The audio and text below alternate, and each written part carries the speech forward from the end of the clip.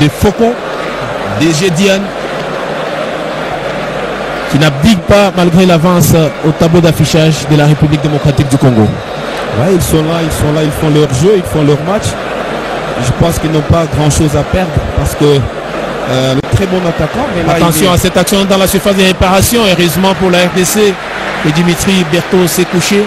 Et il y a eu d'abord le grand travail de Chancel Mbemba qui a pratiquement empêché à l'attaquant sud-soudanais de trouver la voie qui pouvait porter les dangers dans cette cage de la République démocratique du Congo. Edo Kaembe pour l'un de ses rares ballons touchés depuis sa montée, avec cette hésitation de Yohan Wissa qui aurait pu récupérer ces ballons ratés par Benjamin Lakou. Et Yohan Wissa qui s'écharge de la touche. Arthur Maswaku. 60% des ballons congolais repassent toujours dans leur moitié de terrain. On a du mal à aller de l'avant. On essaye dans la mesure du possible de construire et pourquoi pas de répartir comme sur cette action avec ce contrôle et cette récupération de Dokaembe. La frappe de Dokaembe qui passe à côté. La belle frappe de Dokaembe. Et c'est ce genre de ballon qui peuvent inquiéter les portiers géants sud-soudanais. Plutôt que de jouer des balles aériennes, il faut le mettre il faut vraiment les mettre en difficulté en jouant des ballons à ras de sol, pouvant l'empêcher de bien s'exprimer. Vous avez pratiquement oublié le travail de Dernala qui a pu au moins une fois éliminer un adversaire avant de donner sa passe. Et c'est ce type de joueur que nous voulons, parce qu'au moins il sait porter le ballon vers l'avant, il sait chercher, trouver les attaquants dans la meilleure position et dans la meilleure façon. C'est ce qu'il faudra vraiment faire pour les dernières minutes. Un peu jouer un peu plus haut, jouer un peu plus concentré, garder les ballons, essayer de jouer dans les dernières mètres avec beaucoup de concentration et beaucoup de décisions. Alors qu'on évoque encore cette action et cette voie complètement bouchée par Chancel Mbemba. Et cette belle frappe un peu similaire à celle de Théo Bongonda. Pas celle sur les buts, et celle ratée. C'est pratiquement dans les mêmes conditions qu'Edo Kaembe. Chancel Mbemba. Le centre et la tête, ballon sorti. Samuel Moutoussami qui va à la bataille. Ballon récupéré par Maswaku pour Edo Kaembe. Edo Kaembe qui rejoue avec Samuel Moutoussami. Arthur Maswaku qui essaie de renverser les jeux. Et les ballons qui va filer en touche. Le ballon est donc sorti au profit de cette équipe des Faucons. Alors qu'il y aura encore un nouvel arrêt des jeux. On va bientôt rentrer dans les derniers quarts d'heure de ces républiques démocratiques du Congo, Soudan du Sud. Le marqueur indique 1-0. C'est le service minimum pour l'instant pour cette équipe de la RDC. Service minimum donc grâce à Théo Bongonda qui a été remplacé. Alors que là, on a Dylan Batoubisika qui fait un match remarquable en défense. Il est certes vrai qu'ils ne sont pas trop menacés, ils ne sont pas trop inquiétés, mais ils savent répondre toujours et ils le font, ils répondent présent à chaque fois qu'il y a un danger à porter dans cette défense de la République démocratique du Congo, avec la présence, on l'a dit, de 3 centraux dont l'un occupe le flanc droit légèrement, c'est Chancel Mbemba Mangoulou, le capitaine courage de cette équipe de la République démocratique du Congo, à qui cette présence en sélection fait énormément du bien. Lui qui a été relégué dans les gradins pratiquement par l'entraîneur italien de l'Olympique de Marseille. Alors qu'on revoit encore Cédric Bakambou, Bakagol. qui pourrait disputer les 15 dernières minutes de ces matchs. Et pour l'instant, Yohan Wissa qui rate son contrôle. Il y a beaucoup d'erreurs d'inattention, beaucoup de ballons susceptibles d'être récupérés par les Congolais, mais qui ne les sont pas parce que tout simplement ils sont surpris. À chaque fois que le ballon arrive, on sent qu'il y avait un manque de concentration, qu'il y avait un manque d'attention. Attention à cette frappe. Heureusement que Bouchiri était là pour empêcher, même si on réclame une main côté soudanais. Mais pour l'instant, le ballon est congolais. On revient encore derrière avec Dylan Batoubisika pour Arthur Maswaku. Le couloir est fermé et on repasse derrière avec Bouchiri. C'est vraiment une attitude extrêmement incompréhensible pour les attaquants congolais parce que par 3 fois ils sont devant des situations où ils peuvent pratiquement faire scorer. Là ils sont toujours surpris par le ballon, ils sont en retard. Est-ce que c'est l'inattention? Est-ce que c'est la fatigue? Est-ce que c'est on a minimisé peut-être l'adversaire? C'est assez incompréhensible pour des professionnels de ce niveau. Sans être devin, on pense déjà au remplacement de Simon Banza par Cédric Bakambo, alors que tout à l'heure, on ne l'a pas souligné. Edo KMB avait pris la place de Charles Piquel. Au milieu du terrain congolais, c'est donc Piquel qui a cédé sa place à Edo KMB. Alors qu'il y a ces bons jaillissements de Grady, Diangana, Georges. Mais illicite car signalé.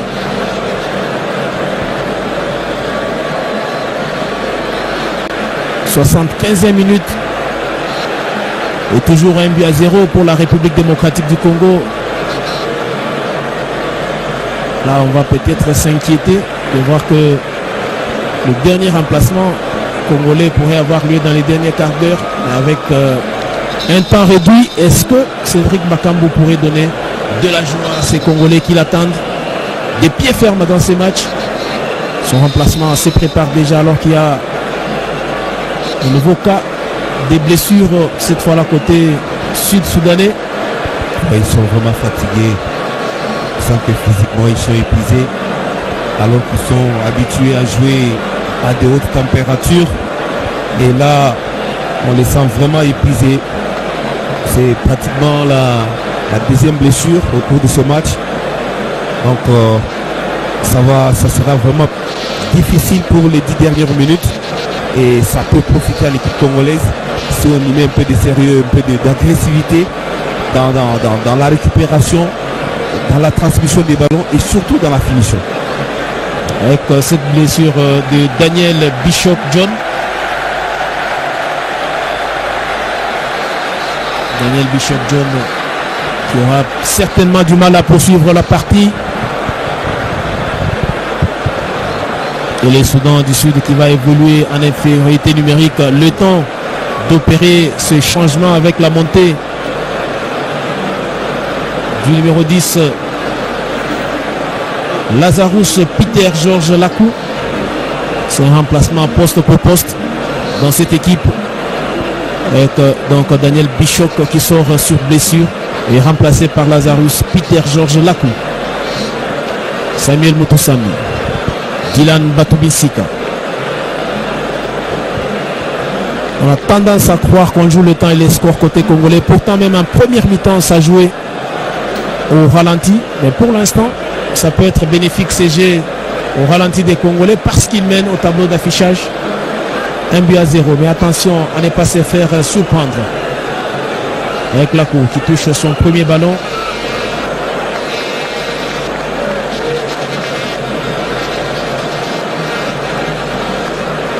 Récupération d'Ewani.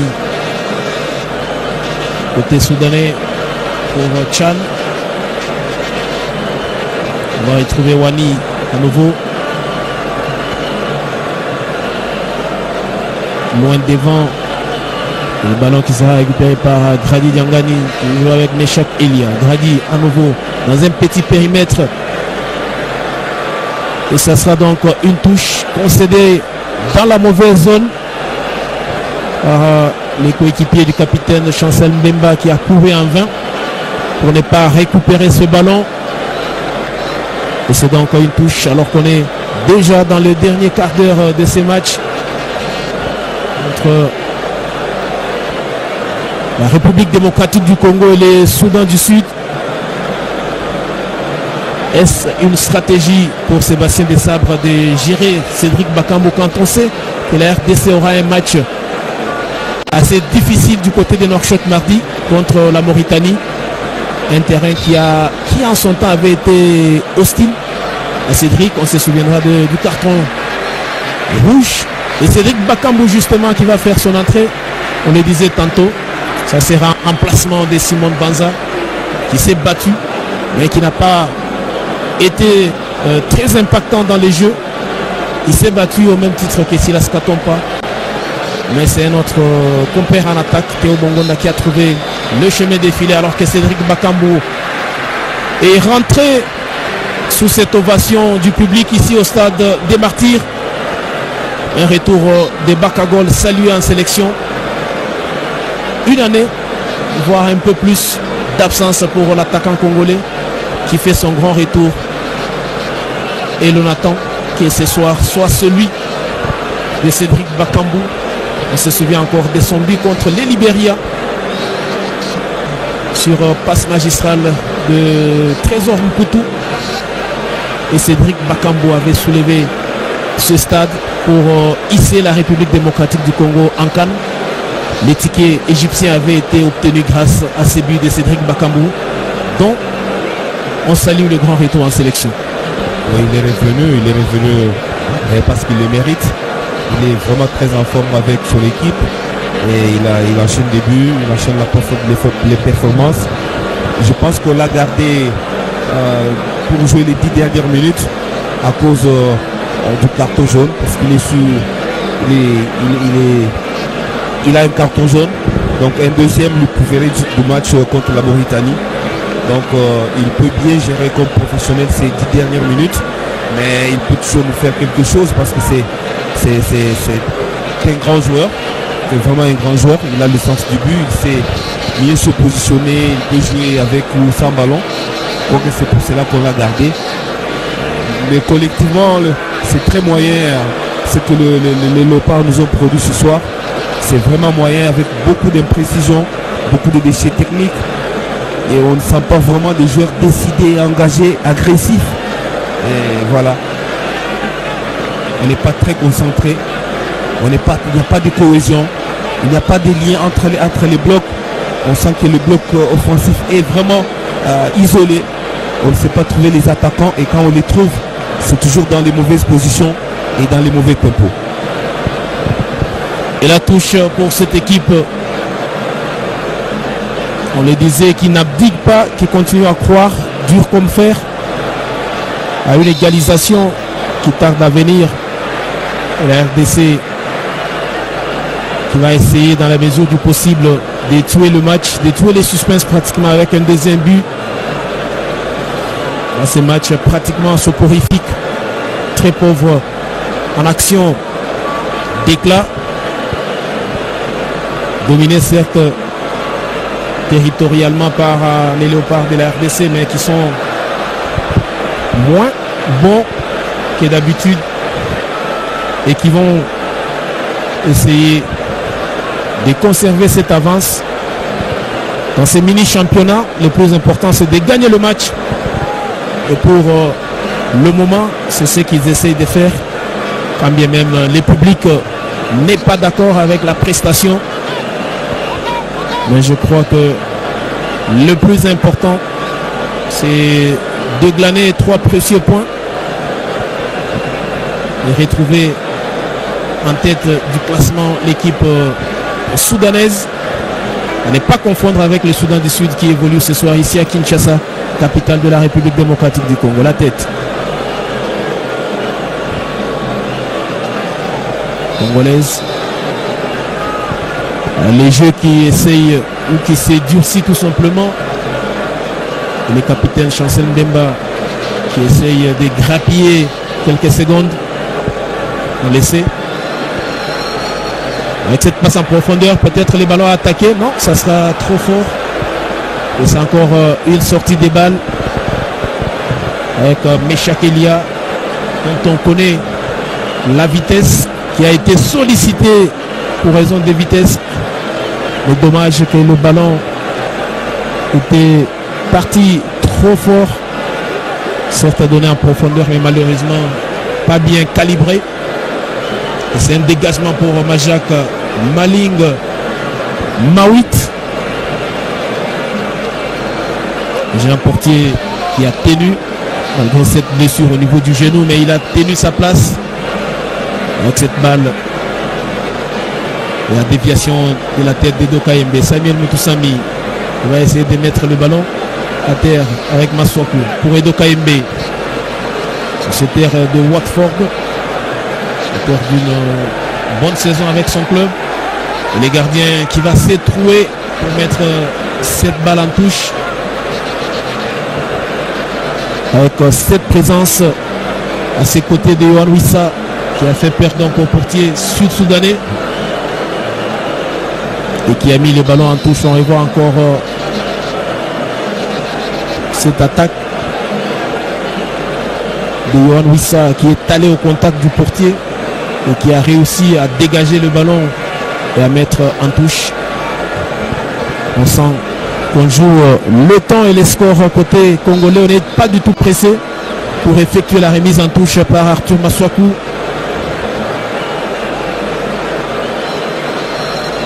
Et pourtant on sait l'importance de marquer beaucoup de buts dans ce genre de match, parce que souvent c'est l'équipe la plus faible.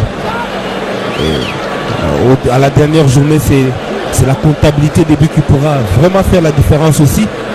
Si on n'a pas dépassé les autres équipes avec les points, on sortira des calculatrices.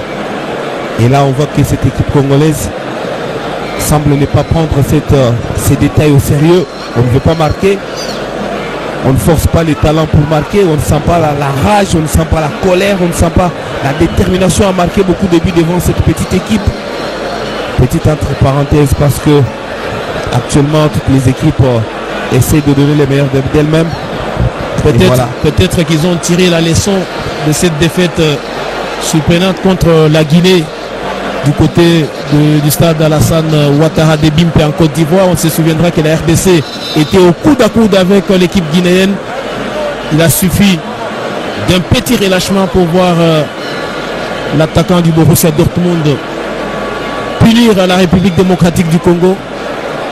Et je crois bien que c'est peut-être la peur qu'ils ont de trop se livrer.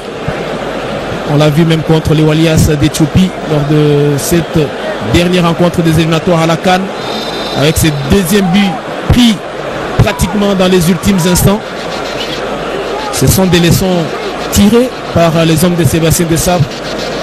Il faudrait rester vigilant, rester costaud dans cette défense, alors qu'on revoit encore ce centre d'Arthur Maswaku et la bousculade des Grady Diangana, rattrapé par la patrouille et les ballons dégagés de la tête. Batouni Sika pour Chancel Mbemba. Chancel Mbemba et Meshak Melia. Meshak Elia. Autant pour nous. Il a centré, ballon récupéré par Samuel Mutusami. Qu'a-t-il voulu faire? Il s'est mêlé les pinceaux seul. Il a perdu ce ballon. Bouchiri de la tête. Un ballon récupéré au milieu du terrain côté soudanais avec la cour dévancée par Arthur Maswaku. On l'a peut-être pas souligné aussi, les conditions météorologiques ne sont pas favorables. Grady Diangana, les buts. Malheureusement, il y a ces sauvetages des dernières minutes après ce grand travail de Grady Diangana dans cette défense sud-soudanaise. Il y a eu ces sauvetages alors qu'on voyait ces buts au fond des filets. On le disait, les conditions météorologiques ne sont pas non plus bonnes. Exactement. Cette pluie qui a un peu dérangé, déstabilisé les crampons. On ne sait pas garder les ballons. Les ballons est très fouillant maintenant. Mais ce n'est qu'une excuse. Mais là, ça a été bien joué. On revoit encore ce travail de Diangana alors que Cédric Bakambu attendait ses ballons. Il a raté complètement son contrôle.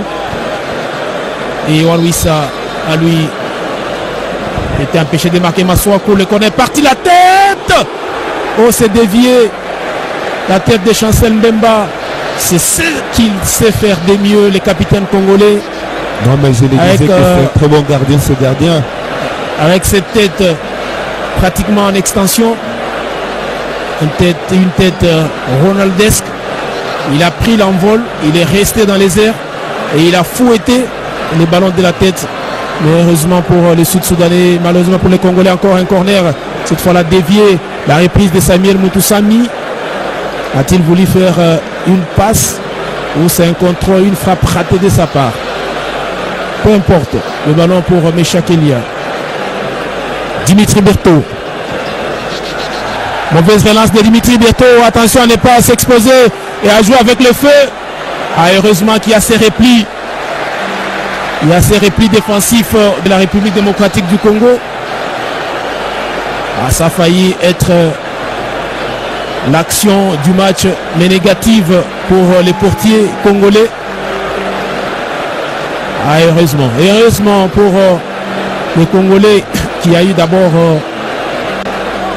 ces ralentissements de jeu côté soudanais parce qu'ils étaient pratiquement à 2 contre 2, voire à 2 contre 1 sur cette action. Et ils avaient la possibilité de battre les gardiens. Mais dommage pour les Faucons de Gédiane. Il y a eu ces retours gagnants de la défense de la République démocratique du Congo pour empêcher donc ces buts. Et là, ça sent la fatigue avec Arthur Masuaku qui se tient les genoux. Ils ont tout donné. On est dans la dernière minute du temps réglementaire de ce match. Avec la RDC qui est en train d'assurer un service minimum et contrôle de la main de Yohan Wissa. Rattrapé, on attend connaître le temps additionnel de cette deuxième mi-temps. Il y en a eu 5 en première mi-temps. Et là on joue les dernières secondes. Il y en aura peut-être 5 ou 6 avec les blessures et les remplacements. Attention sur cette action et cette montée. Belle couverture des Bouchiri. Il y avait Orgé au passage. Exactement. C'est vraiment un costaud. Il est très solide. Mais là, il doit avoir eu un problème. Il doit avoir eu un problème à la dernière action. Alors que là, on revoit encore la tête du capitaine Chancel Mbemba sorti pratiquement sur la ligne par les gardiens sud-soudanais. Ah là, il a fait preuve. Il a mis à profit sa grande taille. Majak Maling, au moment où il y a Bouchiri qui s'est fait très mal sur cette intervention. Son intervention de tout à l'heure. Bouchiri qui sont Rocky. Donc là, les gardiens, Majak Maling également reçoit des soins, on le disait, blessé depuis la première mi-temps. Mais il est resté concentré. Il est resté concentré sur le match. Et là, c'est une blessure qui risque de faire très mal à cette équipe de la République démocratique du Congo. Ah, il a fini très mal sa course dans ses panneaux publicitaires. Ah, il s'est fait pratiquement seul mal. Et on espère bien que Rocky Bouchiri va retrouver ses coéquipiers qui sont obligés d'évoluer en infériorité numérique pour l'instant. Alors qu'on y est déjà dans ces 5 minutes signalées de temps additionnel. On est dans la deuxième et la RDC qui tient toujours cette victoire ô combien importante dans la course. Dans cette course à la qualification pour la prochaine Coupe du Monde. La RDC revient donc à la hauteur de l'équipe soudanaise avec 10 points. Il y a seulement un goal différence de plus 3 alors que les Soudans en a 6 comme goal différence. La RDC qui avait perdu face au Soudan et qui, peu importe le goal différence, sera toujours derrière l'équipe soudanaise en raison de goal différence particulier. La RDC sera toujours derrière, mais attention à Diangana. Grady qui va tenter, non, qui va bénéficier tout de même d'une sortie de balle d'un corner parce qu'il a tenté une mission quasiment impossible dans cette marmaille des jambes sud-soudanaise. Il a été repris et c'est donc un corner pour la RDC. Un corner qui s'ajoute à d'autres qui n'ont pas été productifs. Et là, apparemment, on a l'impression que le Sud-Soudan est fier d'avoir perdu ce match par ses faibles scores. Ils ne sont pas vraiment pressés. On ne les sent pas vraiment très engagés. Ils ont fait peut-être ce qu'ils savaient faire devant une équipe aussi expérimentée que la RDC, mais qui a quand même déçu. Globalement, c'était un match moyen, très moyen. On n'a pas vu des actions d'éclat, on n'a pas vu une bonne animation collective. On espère que c'est la première sortie, le premier retour après autant de mois en sélection, autant de mois dans les clubs. Voilà. Un carton jaune pratiquement inutile, ramassé par Arthur Maswaku dans la dernière minute du temps additionnel de ce match. Oui, justement parce qu'il n'y a pas de mouvement, il n'y a pas d'appel. Tous les joueurs sont restés statiques alors qu'il avait les ballons entre les mains. Et comme on le dit toujours, c'est l'appel qui déclenche la passe. Ils ne l'ont pas fait, voilà, il est coupé carton. Bêtement alors que la phase est encore très longue. Certainement qu'avec un deuxième carton, il manquera un match. Ce qui n'est pas très bon pour l'équipe. Un carton jaune pourtant évitable, mais ramassé par les défenseurs congolais. La tête, pourquoi ne pas jouer avec les gardiens de but, mais Chakelia, heureusement qu'il y a ce dégagement loin devant avec Cédric Bakambu. Bakambu qui s'en va, seul Bakambu qui a tenté un passement des jambes qui n'est pas passé, et Bakambu qui va récupérer encore le ballon. Non, Edo Kayembe qui va s'arrêter, attention. Le ballon récupéré par Yohan Wissa. Wissa pour Grady Diangana. On est dans la dernière minute du temps additionnel. Irons-nous loin où l'arbitre va décider d'arrêter cette rencontre-là avec la République démocratique du Congo? Edo Kayembe qui récupère les ballons. Attention à ne pas perdre ce ballon et permettre à l'adversaire peut-être d'avoir une ultime possibilité de revenir au score. À Bouchiri qui est sous une jambe pratiquement. Arthur Maswaku pour Yohan Wissa. Là, je crois bien qu'on va garder ce ballon. Yohan Wissa et la faute pour la République démocratique du Congo. Ça sera la dernière action pratiquement de cette rencontre entre la RDC et les Soudans. Avec ces coups francs et l'arbitre qui demande à Arthur Maswaku, qui venait décoper d'un carton jaune tout à l'heure, d'accélérer les jeux, de ne pas freiner encore le jeu. Et Arthur Maswaku, c'est les derniers ballons et on ne voit pas la présence des joueurs congolais dans la surface. Vous avez compris, c'est vraiment décevant. Que l'option choisie était de jouer à la prudence, garder le ballon. Et c'est ce qu'ils vont tenter de faire Maswaku pour Yohan Wissa. C'est une des qui a fonctionné. Maswaku qui garde le ballon pour Yohan Wissa. Et on en restera là. Terminé. L'arbitre décide qu'on en reste là. Alvasao Celso qui siffle donc la fin de ce match entre la République démocratique du Congo et les Soudans du Sud. Service minimum pour les Léopards de la RDC qui s'impose, on dira peut-être dans la douleur, qui s'impose sans manière, mais le plus important était de gagner ce match. Une victoire au forceps des hommes de Sébastien Desabre, 1-0 grâce à Théo Bongonda dans le temps additionnel de la première mi-temps, qui hisse les Léopards en tête du groupe aux côtés du Soudan. Mais le Soudan qui va peut-être faire la différence demain contre l'équipe sénégalaise. Le Soudan qui recevra donc les Lions de la Teranga demain. Un match comptant pour la 5e journée de ce même groupe. Le Soudan du Sud qui s'en sort très bien.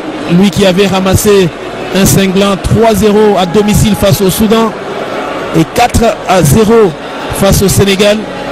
Aujourd'hui, il s'en tire très bien. Malgré ces longs déplacements, le Soudan du Sud tombe à Kinshasa d'un petit but seulement. Et la RDC, comme je le disais, en essayant d'actualiser le classement pour l'instant, la RDC totalise 10 points, comme les Soudans avec un goal différence de plus 3. Le Soudan qui en compte plus 6 de goal différence. Et le prochain match de la République démocratique du Congo, mardi prochain, à Nouakchott face à la Mauritanie, sera plus que déterminant. Pourrait permettre à la RDC de conserver cette deuxième place. Pourquoi pas prendre la tête du classement. Tout peut arriver dans ces mini-championnats. On espère bien que les Congolais ont tiré les leçons de leur défaite face au Soudan. Une défaite surprenante, vous vous souviendrez, lors de la deuxième journée. RDC qui avait tenu et qui s'était incliné d'un petit but face à l'équipe soudanaise, qui a tiré des leçons et qui devra rester sur cette belle dynamique de victoire. C'est la reprise. Et en l'espace de 3 jours, il y aura cette fois-là à la Mauritanie. Et la RDC devra vérifier ses choses, devra tout faire pour ramener un bon résultat de shot et essayer de terminer cette manche aller ou débuter la manche retour par une victoire face à la Mauritanie.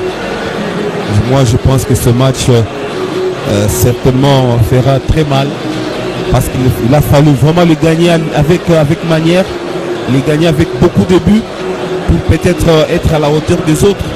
Le Sénégal en a fait 4, le Soudan 3, alors que nous on s'en sort avec un petit but qui pourra peut-être nous déjouer les jeux à la comptabilité finale. Petit certes qui pèse dans la balance.